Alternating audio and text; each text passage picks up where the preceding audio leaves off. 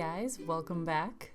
We are going to be doing 3 gouache landscape studies today using 7 different colors plus white, and our time limit is 1 hour. I gave myself this challenge because I really want to get better at more complex landscapes, and in order to do that, I have to kind of go back to the basics. And so doing these quicker studies is a really great way to kind of relearn or learn further how to break down a landscape and understand the tonal structure that's happening, and really just try to develop my skill with creating certain textures and layering. So yeah, basically all the things. For these quicker studies, I tend to work pretty loosely and a little more stylized, and as I mentioned, I'm using 7 colors in total, so my color choices are a little more stylized as well. However, you can actually do a lot with very few colors. And I'm not going to necessarily talk you through each one of these, but I thought this would be a good video to talk about some of the general struggles of landscapes and what studies can do for you as an artist to progress forward or get past some of your artistic blocks. So I know for me, one of my biggest challenges in landscapes is how do I break things down into a more simplified layering structure so I can create something that looks realistic but is also really interesting. And as I kind of tend to be more of an impressionist painter, I like having very broad brushstrokes and loose brushstrokes and wild colors and walking that line of realistic and very painterly. Sometimes I even try to do a painting with the minimal amount of brushstrokes and colors to create something that is still really beautiful and interesting. That is a huge challenge. In these studies today, I didn't quite go that extreme. I'm not concerned with how many brushstrokes I'm using or whatever. I was more concerned about placement of color and keeping it very kind of chunky and loose and really trying to absorb the actual layering process for creating these kind of minimalistic impressionist landscapes. I started thinking about, okay, what would happen if I used blue as my shadow tone? When the painting is finished, how does that affect the overall feeling of the painting? What happens if I use really vibrant green in my highlights versus a more neutral bright green, things like that. So in each of these landscapes, I focused on something different. In this one, it was about the shadows in particular, using blue. And when I look at the final image, it's kind of interesting. It's a little too simplified for my taste, but that was, the point, is to really simplify the layering and the color placement in order to see how that affects the whole thing in the end. So now that I've done it, I know, okay, I actually like using certain colors in the shadows. However, I definitely prefer to get it a little more detailed and use maybe more variety of textures. It's one of those things where it's like you do it to learn it, and now that you did it, and now you can move on. I kind of get self-conscious sometimes when I'm doing these voiceovers because as a self-taught painter, I don't know all of the technical terms when it comes to painting. I mean, I know general art terms and stuff, but I feel like sometimes I'm talking about things and a painter is gonna watch this and be like, well, that's this, obviously. And I'm like, okay, well. So if anybody has any corrections to things that I'm saying or of terms or technical aspects, feel free to leave a comment. I'm definitely learning as I go, but these videos have really helped me when I look back at the footage, and as I'm doing the narration, I see things in a totally different way. So it's kind of interesting how I'm uploading these to hopefully help someone else. However, in making them, I've been learning a ton and teaching myself things.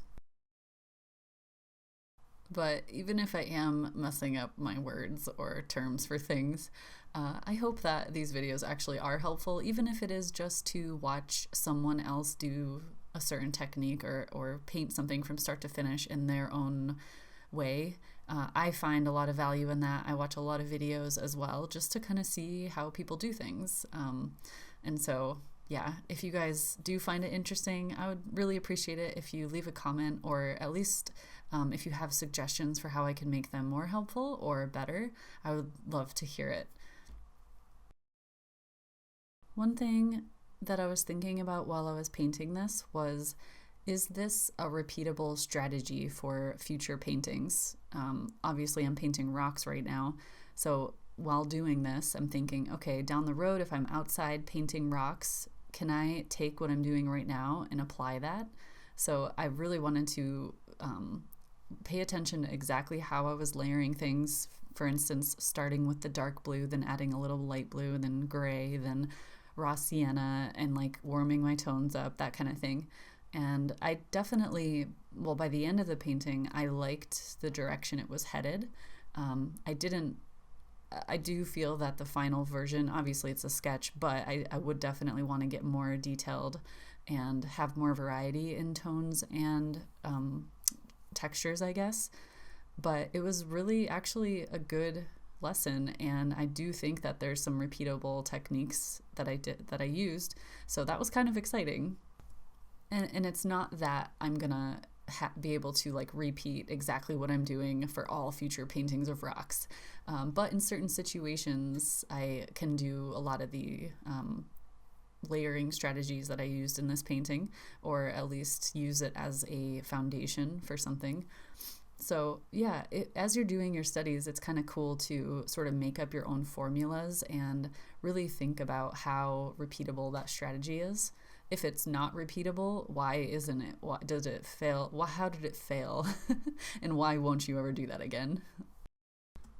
Sometimes doing studies is just a relaxing thing that you just want to do, and you're not as active in your learning. But if you are sitting down to learn a specific thing or break something down to understand it, it is important to really absorb everything that you're doing, thinking about the color placement, the composition, the exact way that you layered things, and why things worked, why they didn't work, etc. So that's what I was doing here in the 3 studies that I did today. Another thing that I learned today was that I very often jump back and forth between foreground and background, even if I'm using opaque mediums. And I think it's just because I spent nearly the last year and a half focusing exclusively on watercolor. And even though I had started my painting journey in acrylic, which is opaque, going into that mindset of a watercolor where you have to preserve your highlights from the beginning, I still find myself doing that now that I'm going back to opaque mediums. So it's a habit that I'm trying to break. And so I have to go back to that thing where you're working in an opaque medium. Obviously, you want to work from the background forward. You can add all of your highlights, all of your shadows, everything as you go. You don't have to worry about that. So it was one of those things. I just kind of, if I get zoned out and I start doing it, I have to like yell at myself when I notice that I'm doing it, so I stop, and I need to break that habit. And when it comes to gouache, I work slightly more transparent than I probably should. I mean, I know there's not like one way to use every medium, but you know, it's a really fun medium to use very thickly, and so that the fact that I use it more like watercolor is kind of annoying, or at least it is to me personally. So it's another thing that I'm working on. So with these particular studies today, it's actually, for me, I was working very thick compared to what I usually do. And it might not seem like it, especially if you're someone who uses lots of thick layers. But yeah, this was definitely a challenge for me. I was like, okay, don't be afraid to pour lots of paint on the palette and pick up big layers of color and plop it on there, and just see what happens. And I got better at that as I went through the paintings. And as you saw, I didn't pour like a ton of paint out onto my palette when I first started, just little like dollops. However, that's even more than I usually do. So yeah, that was a big challenge for me this time. However, at the end of the painting, I still had quite a bit of paint left. So it just reminded me that, I could have worked thicker. And so I'm going to keep trying that. I actually really love landscapes, especially studies that use large chunks of color. I keep saying chunks of color. It's kind of weird. But I love that look. And so simplifying your brushstroke into like squares and rectangles and layering the paint really thickly on top of itself and placing color next to, like solid colors next to each other, not necessarily blending every single brushstroke. I just love that, and I'm trying to work towards that. However, again, it's requiring me to break a lot of habits that I've developed, especially from my watercolor days. So this is kind of unrelated, but it's something that I've been thinking a lot about lately, especially when I'm doing studies. The idea of being original and what it means as an artist to be original. Sometimes I think new artists, and I know I went through this, you feel like I can't just do studies all the time or practice certain things and use reference photos or do master studies and stuff like that.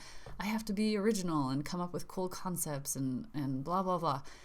But one of the things is the more you paint, the more that you feel your brush going across the canvas and you start selecting colors, the more you create, the more prolific you are.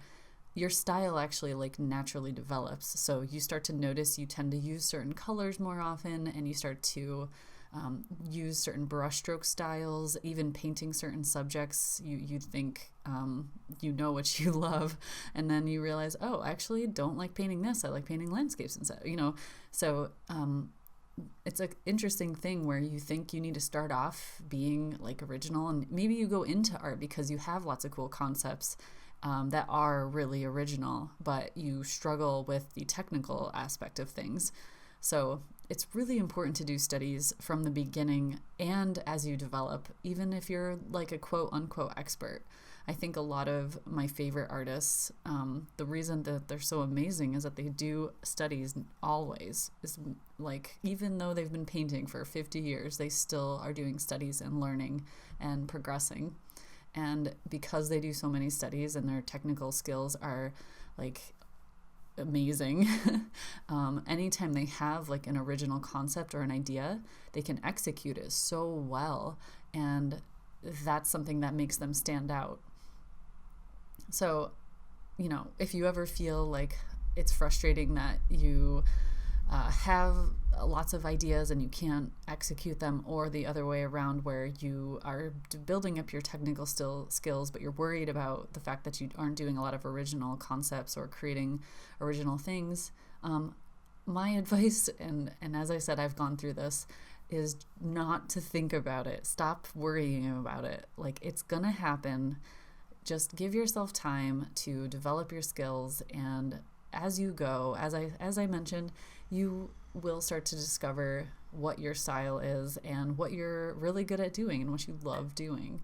So if you guys have any thoughts on that, I would love to hear it. I don't know if that's like a popular opinion or anything, an unpopular opinion perhaps, but yeah, just stop worrying about it and just do it. Have fun.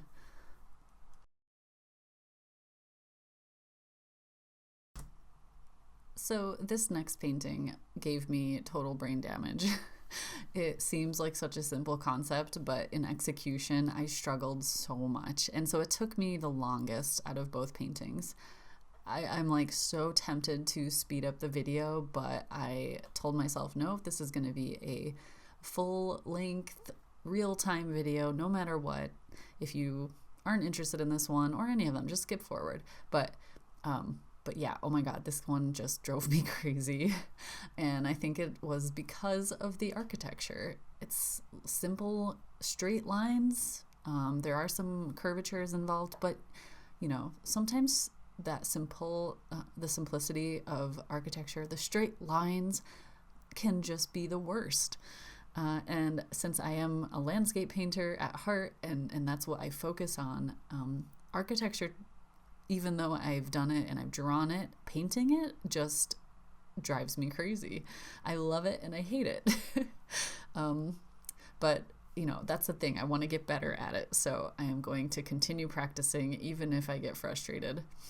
I know not everything this is a good example of the fact that a lot of times our studies are not good or not masterpieces, and we feel like the final result isn't worth sharing.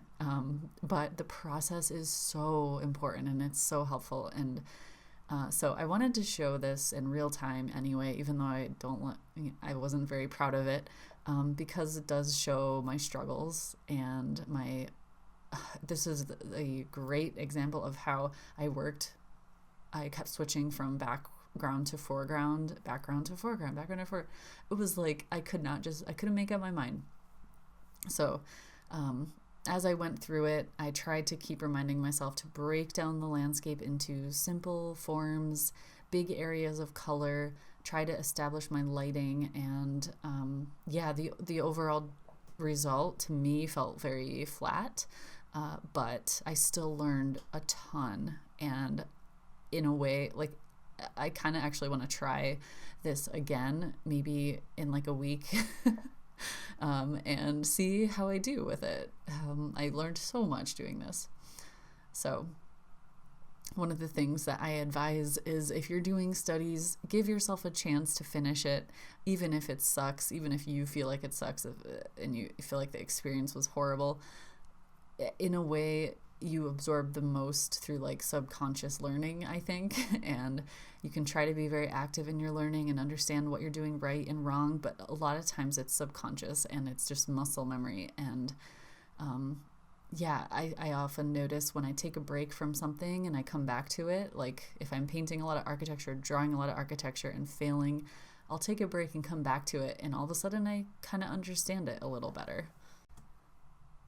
Wow, you can tell I'm like not a fan of this one or like nervous about it or whatever, because I am rambling like crazy right now. But one of the things that I enjoyed in this piece, if I have to find something positive about it, was the lighting. I was really interested in trying to make it look like there were lots of shadows happening under the pavilion. And then all around was like a bright, sunny, green landscape. It's kind of hard to tell, I think, but the foreground is a little pool of water where there's like bushes and stuff and grasses kind of overhanging into the pool of water. But the overall color scheme, I think I went a little bit too warm. However, in the end, I still liked like how I did the lighting on the backlit foliage on the background where it goes from like dark green to light green. So there's little things that I enjoyed about it, and there's definitely a lot that I learned. So this is what I'm taking away from it, and I'm trying to forget about how frustrated I was. And again, it's one of those things where you just sometimes need to struggle, and in those struggles you learn so much, whether it's an actual technical skill or it's just something about yourself that you didn't realize before. So keep going, even if you're struggling, even if you want to throw your paper or your brushes out the window, just try to see it through to the end. And if nothing else, you can keep that aside, keep it like tucked in a drawer in the darkness, and look back on it in a year and see just how much you've progressed. When I looked back at this footage and was kind of thinking about things that I might say, I really struggled because I didn't exactly think it did a great job, but also I like cringed when I watched myself, because now that I've done it once and I kind of understand how things work a little bit better, I really wish I had done a value study before I started, because it's very clear in retrospect how much I struggled even with the whole structure of everything. And I kind of started off with like a quick line sketch, and then I did a little background and a little shadow, and I kept going back and forth. And so that's part of the frustration, is not really having a clear plan or understanding how to approach it.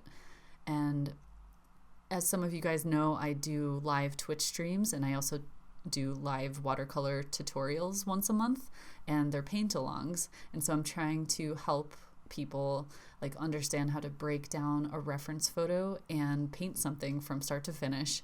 Obviously, watercolor is a lot different, but the whole idea of understanding how to break down a reference photo and work up in layers, that was something that really obviously I struggled with in this piece.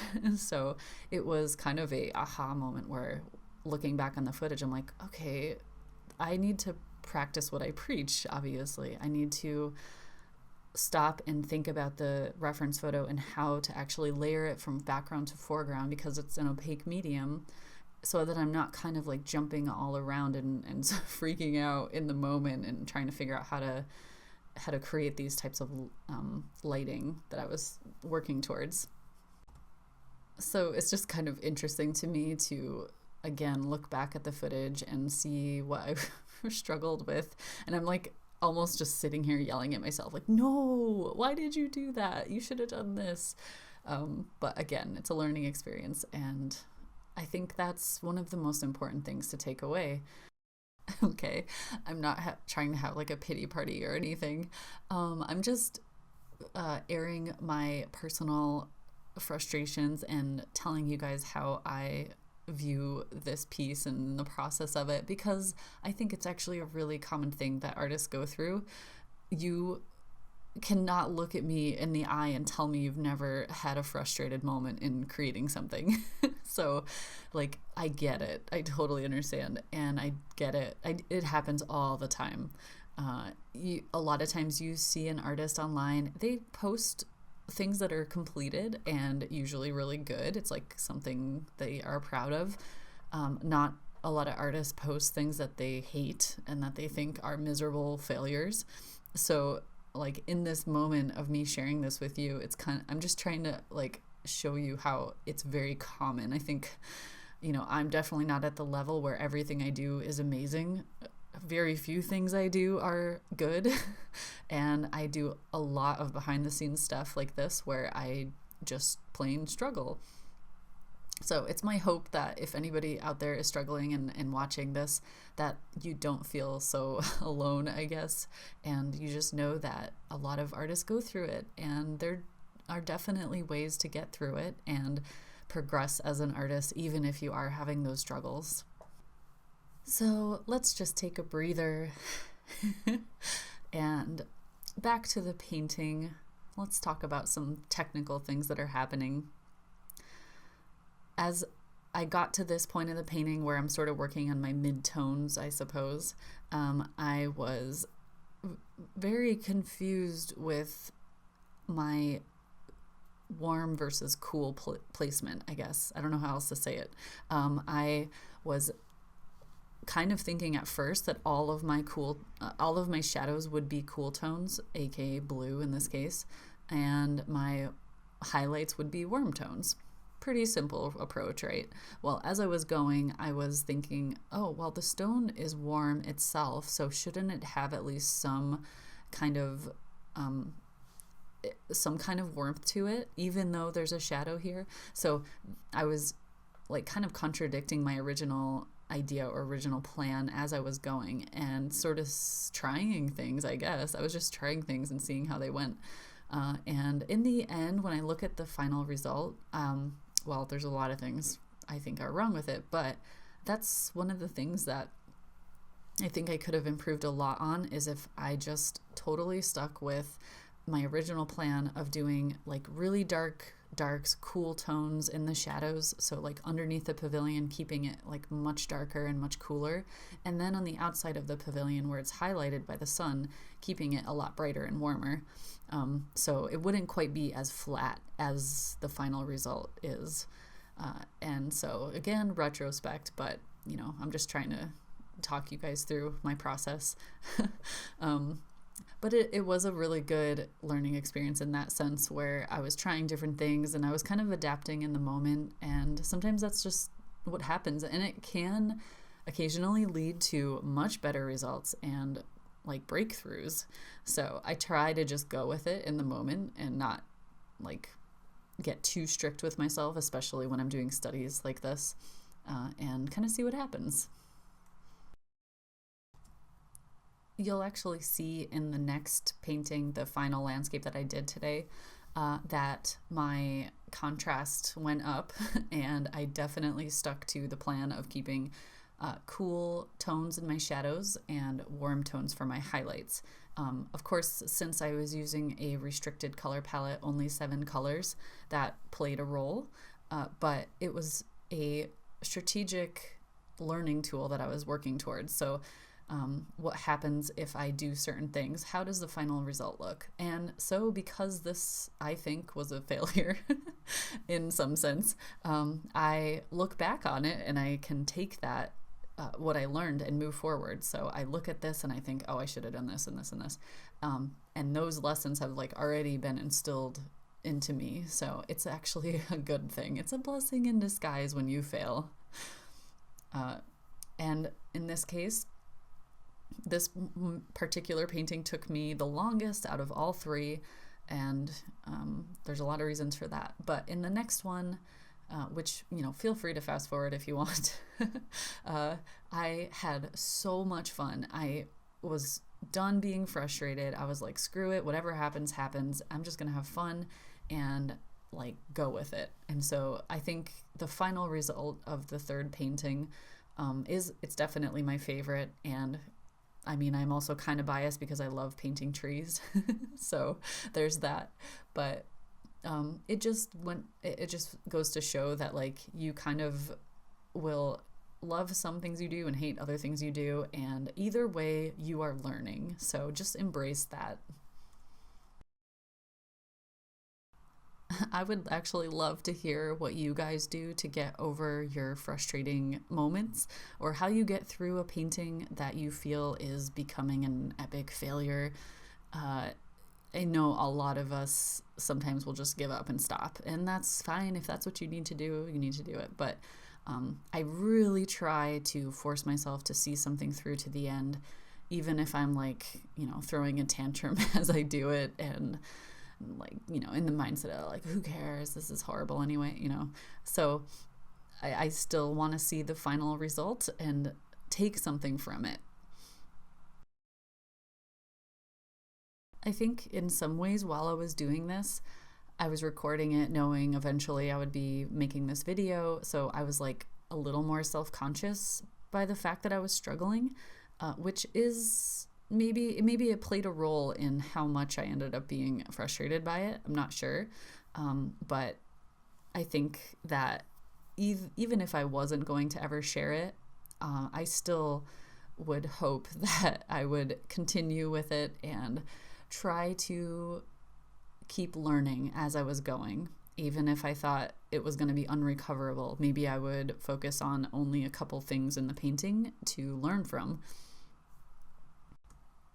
So it's like, in a way, I have to remember like our ego is always there, and it is kind of scary to think, people are going to see this and probably judge you and that kind of thing.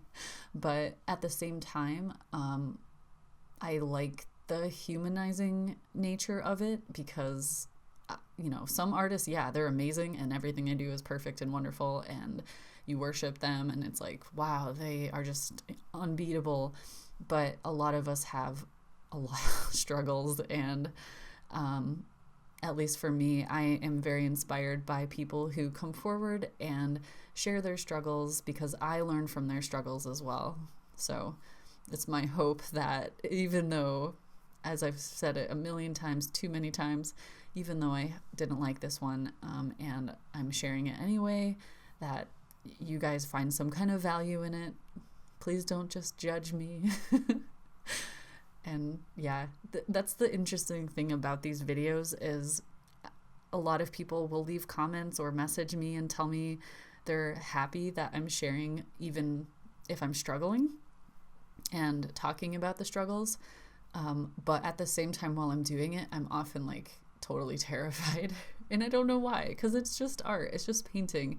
It's just, you know, sharing your creativity with other people. And I do this for a living. I do this full time, and studies are just studies. So why do I take it so seriously? You know, studies are there to help you learn. And yeah, you're going to fail and you're going to have successes as well.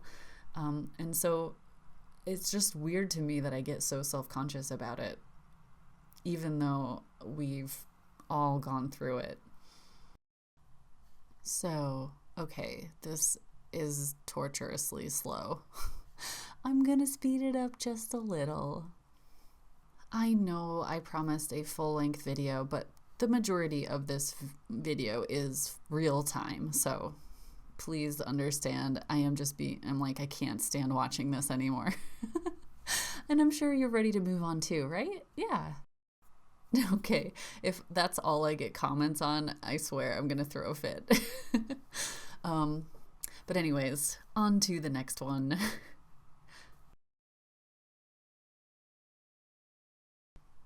I started off by doing a really light gray line sketch just to throw together a composition that I thought would work. I was using a reference photo, but I kind of like zoomed in a little bit on this particular area that ended up being the final painting.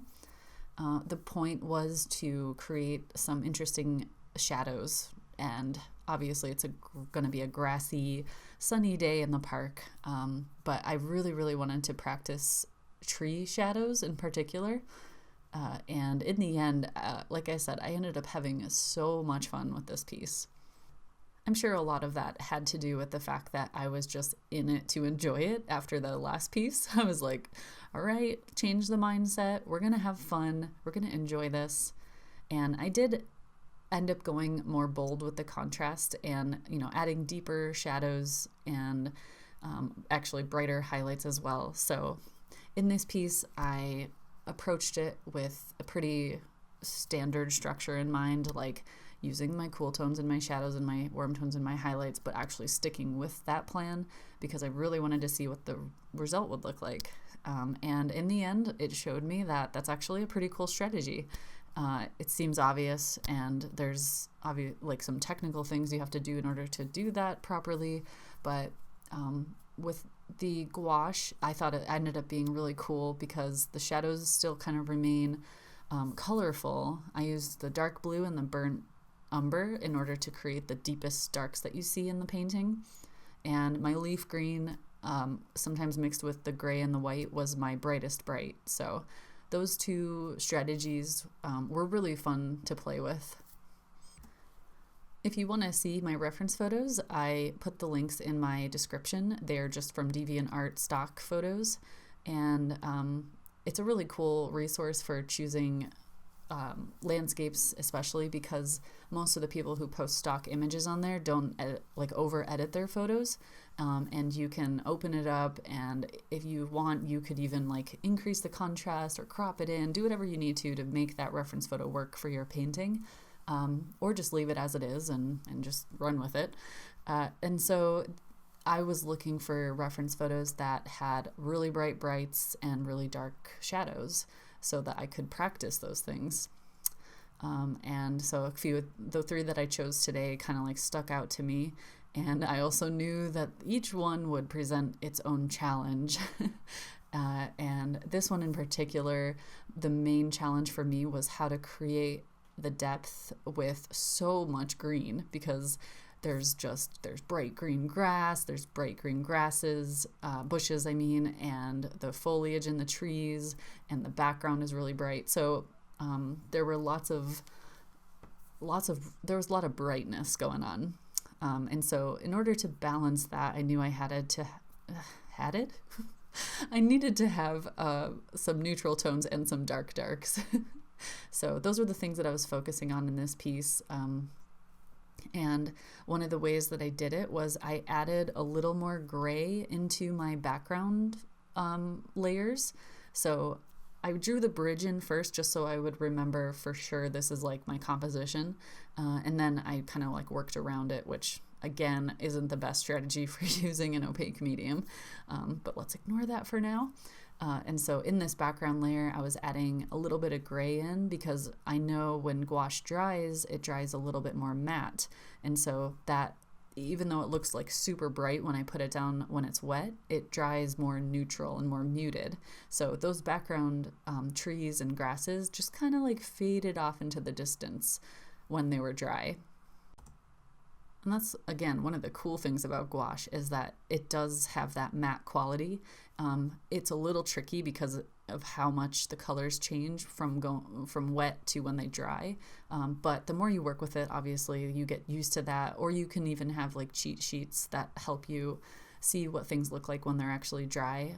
If you do that, I highly recommend having a cheat sheet of your raw colors straight out of the tube, as well as each of those colors in gradients with different amounts of water mixed in, and mixing them with white and black and gray, because they each change it so much. So if you're doing that, you might want to have like a pretty big sheet of paper to do your full swatch sheet.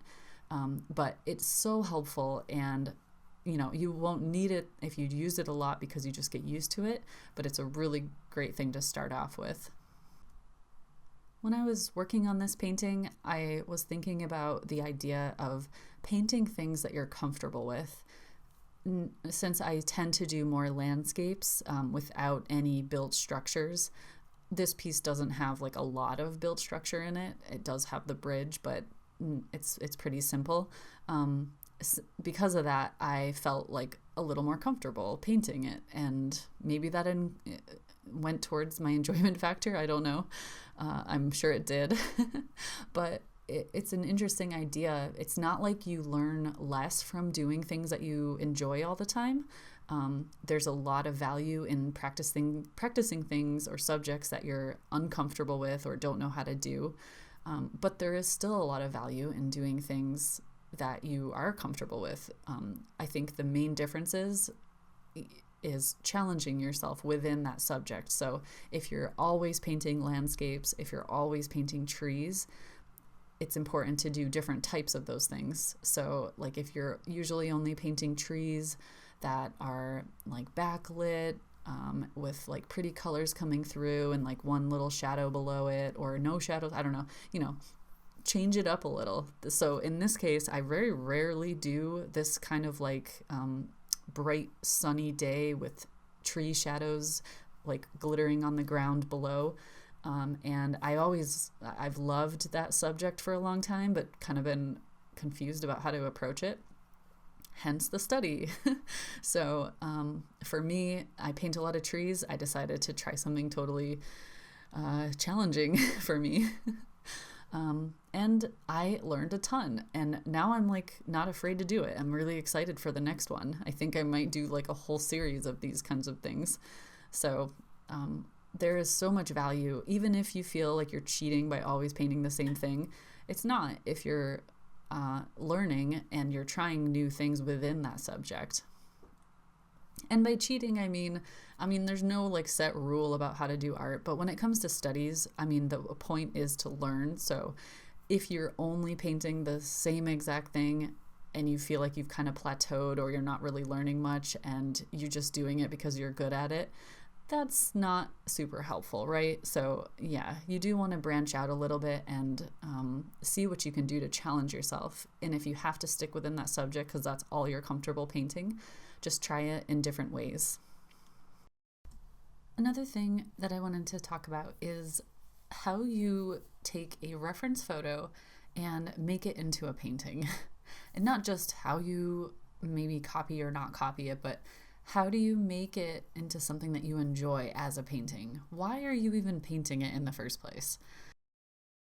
Some people love to copy a reference photo and in a hyper-realistic way. To them, the challenge of creating a hyper-realistic painting of something that exists is their favorite thing about art. Other people like taking inspiration from a reference or life and like putting their own artistic spin on it in terms of color or brushstroke style or placement of objects, etc. And so as an artist, you have total freedom. Why do you enjoy doing it? What is your goal? For me, my favorite thing is inspiring people to go out into nature, or at least appreciate nature. I am obsessed with being outside and hiking and camping and everything that has to do with the outdoors. So when I paint something, and especially a landscape, I want to create a sense of wonder and just kind of send somebody somewhere else into the world, send them into their imagination or into a location they have never been before, get them thinking about the outdoors, how good it feels to be outside in the sunshine or the misty, cloudy, rainy days that are also beautiful. And so in this particular case, the reference photo had a lot of cool things that I liked, but I wanted to simplify it enough so that it wasn't overcomplicated as a painting, and also just had a sense of like playfulness and whimsy and mystery in a way where you kind of like could imagine yourself wandering down this pathway. If I tried to copy the reference photo exactly, I think it would have a totally different effect, because the reference photo, obviously it's a photograph, so like everything is in focus. There's crazy amounts of detail. There's so much going on with all the foliage and the different layers of grasses and everything. So in this case, a big part of it was simplifying the overall structure of the painting and the elements in the painting. And there's a lot that goes into designing your painting. Setting aside the fact that you're using a reference photo or painting something from life, how are you going to infuse your own artistic sense into the painting? What are you going to do to make the composition interesting? What are you choosing to paint? How are you using color and light and shadow? To me, those are the most fascinating things about it. We could all sit down and paint the same photograph and the same, or go out in the wild and paint the same view, but each of us are going to have our own spin on it, and I think that's fascinating. So for this particular piece, I decided to simplify the colors. I lowered the contrast a lot compared to the reference photo. However, in terms of the paintings, especially that I had done today, these studies, I still had some pretty high contrast going on. And I neutralized a lot of the colors, and I was only using a palette of 7 different colors, so that was kind of forced. But it was a really great challenge. And what do I take from the photograph and put into my painting? How do I create that sense of like filtered light coming through the trees and creating fun shadows on the ground? How do I shift my colors from warm to cool, depending on like the overall look that I'm going for? These are all things that play a huge role in the final outcome. So I had to remember back to my original goal of the day, which was to simplify things in terms of color and placement of brushstrokes and such. And thinking about how I mentioned, I really love when paintings have that kind of chunky look. So colors are placed next to each other, not necessarily blended together, and the eye kind of fills in the rest. It does the work. And so I was trying to keep that in mind in this painting and not over-render things. It's like a habit, I guess, because I kept catching myself doing that. But towards the end, I got a little looser and had more fun with it, and especially when I got to the point where I was adding my dark shadows on the ground where the light was like creating the shadows from the trees. That was such a fun part of the painting and like the highlight of the whole day. So this is like a really great example of, if you're struggling doing studies, if you sit down and do one study, you might just feel awful about it. If you do multiple studies and try to keep them faster and looser, there's probably going to be at least one that you enjoy, and you'll really take that forward with you the rest of the day and to your next painting. So I highly recommend doing multiple studies in one session. Unless, you're doing long, more involved, more detailed studies, then obviously that could take a whole day in just doing one.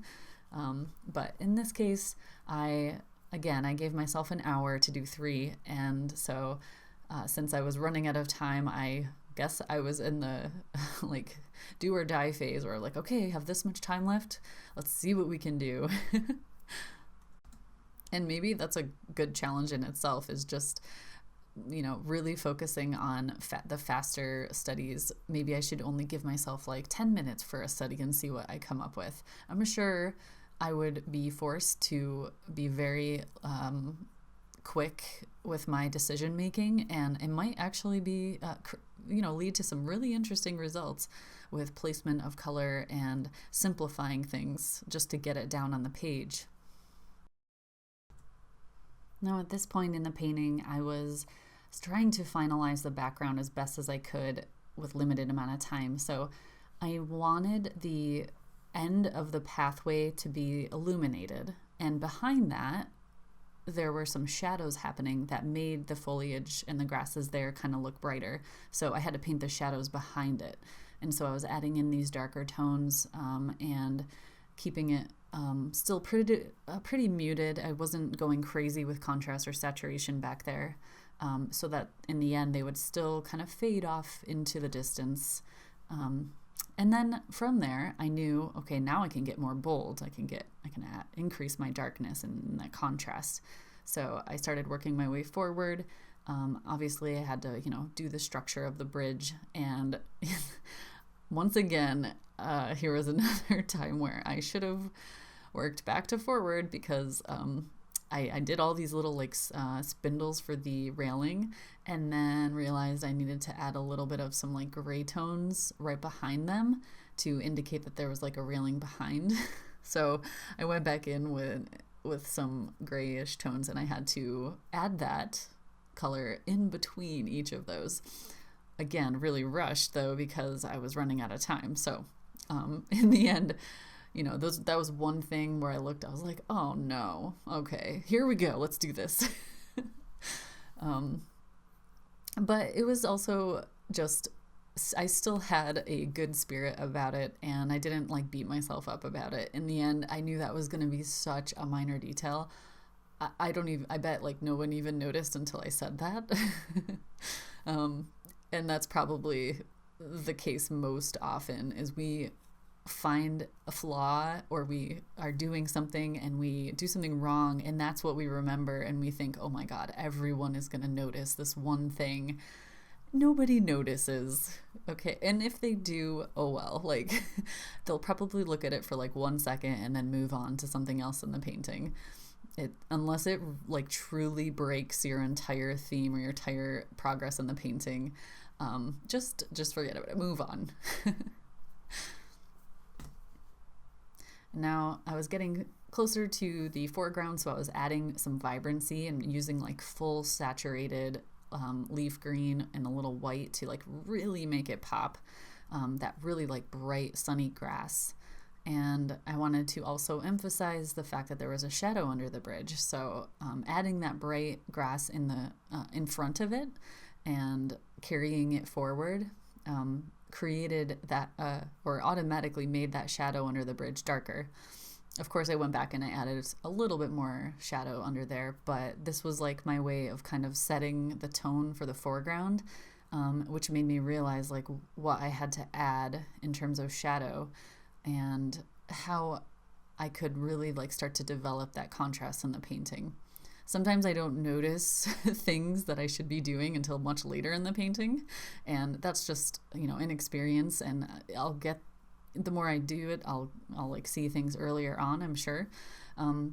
But sometimes it requires me to get really far in a painting before I notice something, and I'll go back after I do the foreground, as I said, and have to add things into the background, or I'll almost be completed with the painting and I'll notice, okay, the shadows are really weak, and I'll have to go back and up the contrast or increase the darknesses or something. So those are the things that we learn when we do studies, and the more studies I do, I do tend to notice that when I'm doing my actual commissions and stuff much faster. And I don't know, it's just a matter of time, I guess, and repetition. And here, because I was doing a shadow under the bridge on the grass that carried over the pathway, which was like a paved pathway, I had to shift my tones a little bit. So there were cool tones in my shadows on the grasses. And then once I hit that pavement, I started adding some more warmer tones to indicate that it was a material change, I guess I would say. So the grass is obviously different than the pavement, and one way you can do that is with texture and color. And so I kept those lines pretty smooth and a little warmer. Anytime I touched the grass with some shadow, I kind of did really like chaotic swipes of vertical grasses, and I used more of my cool tones. And this was a really fun part. I was like I was like down to the wire, getting close to the end of my hour, and I'm like, okay, I still need to paint all these shadows, which were like the whole point of doing this piece. And I kind of zoned out and I just started like swiping paint around, and it was so much fun. I absolutely loved it. And here, of course, I'm doing a little bit more of my cooler greens and my darker greens in the shadows of the grass. I didn't really have like a super intense vision of how the shadows would look. I just knew like there would be a tree on the right side and a tree on the left, creating these shadows kind of like sprawling across the pathway and the grasses. So the placement was just kind of improv in the moment, and maybe that was part of the fun. I noticed that along the edge of the path, it was kind of like it was a little too faded. It was just kind of disappearing. So I went back in with some darker darks and I added some shadows right along the edge of the path to define it a little bit better.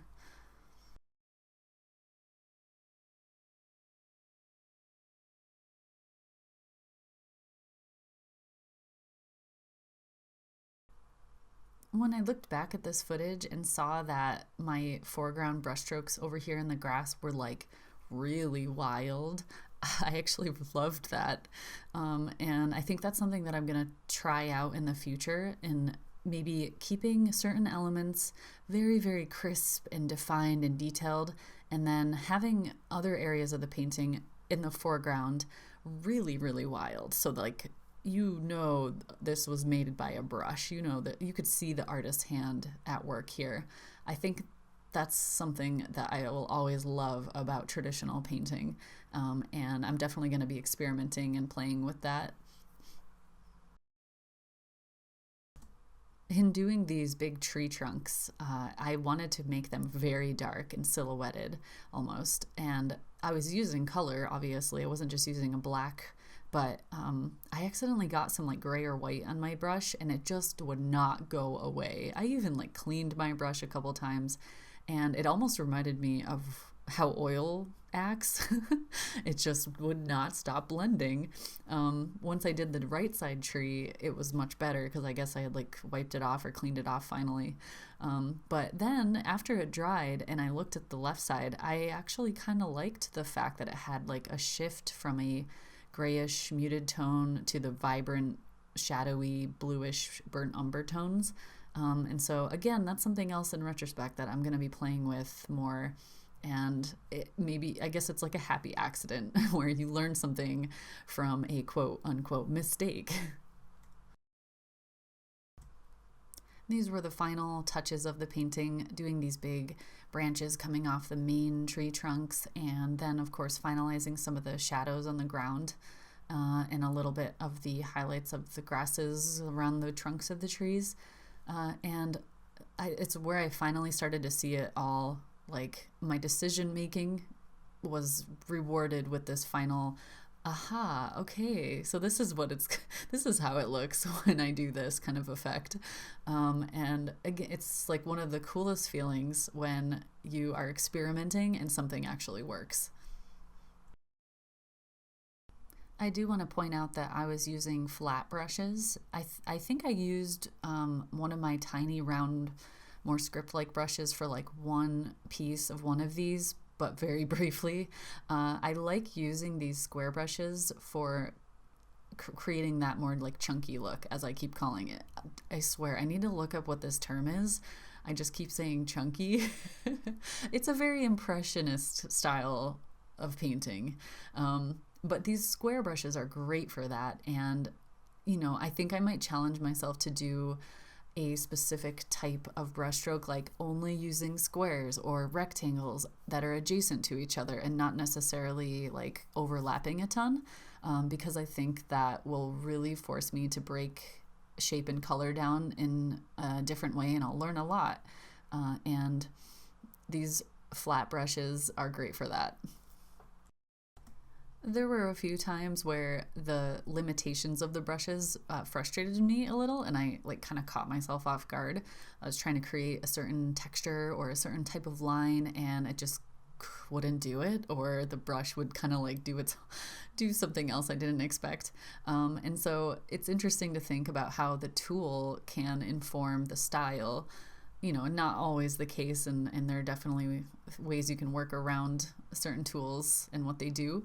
But I actually enjoyed that challenge, even though at moments I had to remind myself and not be frustrated by what the brush was doing if it wasn't doing what I usually am used to.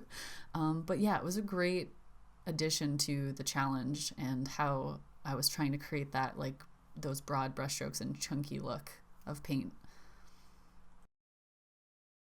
I think overall, these paintings were generally successful in terms of what my goals were when I started them. However, I know I need to do a lot more. I am definitely going to do some more. I'll probably even do triptychs like this again. If you guys like this video, let me know. So, because I'll definitely record more of these in the future. I just wasn't sure if it was too much to record 3 at a time and share the whole thing at once, or whatever, just let me know. And I'll make sure that I take your guys' comments into consideration. I really want to make this channel something helpful and enjoyable and inspirational. So, otherwise, I don't know, what's the point? So yeah, until next time, keep painting, guys, stay inspired, and I'll see you soon.